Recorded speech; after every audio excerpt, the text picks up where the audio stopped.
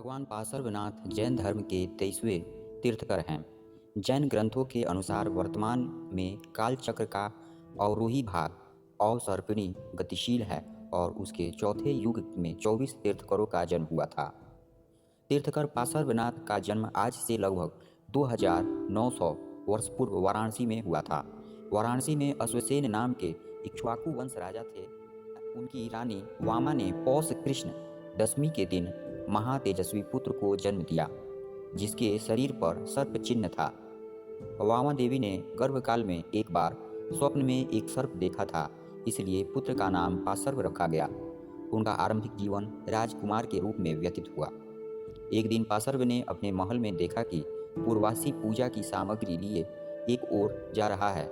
वहां जाकर उन्होंने देखा कि एक तपस्वी जहां पंचाग्नि जला रहा है और अग्नि में एक सर्प का जोड़ा मर रहा है। तब पार्श्व ने कहा, दयाहीन धर्म किसी काम का नहीं, वैराग्य और दीक्षा।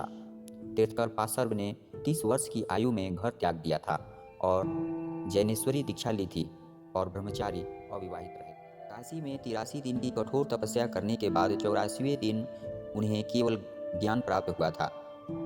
पंड्रू, ताम्रलिप्त आदि अनेक देशों में उन्होंने भ्रमण किया। ताम्रलिप्त में उनके शिष्य हुए। पार्श्व ने चतुर्विध संघ की स्थापना की, जिसमें मुनि, आयिका, श्रवण, श्राविका होते हैं और आज भी जैन समाज इसी स्वरूप में है। प्रत्येक गण एक गणधर के अंतर्गत कार्य करता था। सभी अनुयायियों, स्त्री हो या पुरुष, सभी को समान माना जाता था। सारनाथ जैन आगमन ग्रंथों में सिंहपुर के नाम से प्रसिद्ध है। यहीं पर जैन धर्म के 11वें तीर्थंकर श्रेयांसनाथ जी ने जन्म लिया था और अपने अहिंसा धर्म का प्रचार प्रसार किया था। केवल ज्ञान के पश्चात तीर्थंकर पार्श्वनाथ ने जैन धर्म के 4 मुख्य व्रत सत्य, अहिंसा, अस्तेय और अपरिग्रह की शिक्षा दी थी। अंत में अपना निर्वाण काल समीप जानकर श्री सम्मेद शिखर पारसनाथ के पहाड़ी, जो कि आज झारखंड में है, पर चले गए, जहां श्रावण शुक्ला सप्तमी को उन्हें मोक्ष की प्राप्ति हुई। भगवान पार्श्वनाथ की लोक व्यवस्था का सबसे बड़ा प्रमाण यह है कि आज भी सभी तीर्थंकरों की मूर्तियां और चिन्हों में पार्श्वनाथ का चिन्ह सबसे ज़्यादा है। आज भी पार्श्वनाथ की कई चमत्कारी मूर्तियां देश भर में विराजित हैं, जिनकी गाथा आज भी पुराने लोग सुनाते हैं। ऐसा माना जाता है कि महात्मा बुद्ध के अधिकांश पूर्वज भी पार्श्व धर्म के अनुयायी थे। पूर्व जन्म जैन धर्म के तीर्थंकर पार्श्वनाथ के 9 पूर्व जन्म का वर्णन है।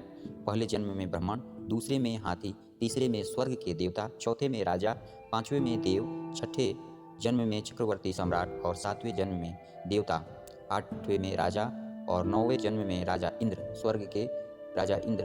तत्पश्चात 10वें जन्म में उन्होंने तीर्थंकर बनने का सौभाग्य प्राप्त हुआ। पूर्व जन्म के संचित पुण्य और 10वें जन्म के तप के फलतः वे तीर्थंकर बने। देश के कई अन्य भागों में उनकी मूर्तियां मिलती हैं, जैसे पार्श्वनाथ मंदिर खजुराहो, पार्श्वनाथ मंदिर जैसलमेर। जैन मूर्तियों में उनकी मूर्ति है। धन्यवाद।